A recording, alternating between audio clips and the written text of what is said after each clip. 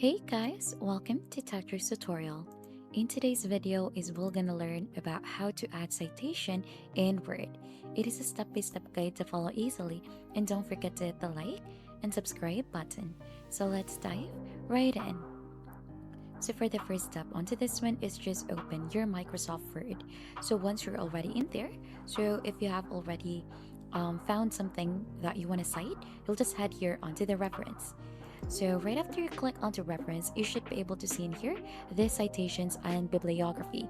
So what you need to do in here is you need to manage the sources. So you'll just have to click onto manage sources and you should be able to see it in here. So if you have different things in here or some articles already, you should be able to view that one in here onto the master list or current list. So let's add something first so that we'll have a reference. If you want to go ahead and start from scratch, you could add in a new in here, and this is the things that you need to create the source with. So you need to type in the source of that one. So if that is from a book section, a journal, or anything, you'll just have to click onto that.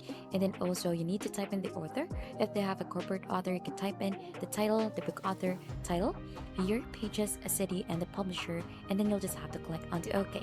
So once you have added that one already onto your source manager in here, then you could go ahead and insert the citation already using this one. So you'll just have to click onto that and it would automatically cite or reference the article or something that you have added onto your Word document.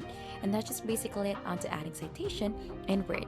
And if you think this has been helpful to you, don't forget to hit the like, subscribe, and we'll see you on to our next video.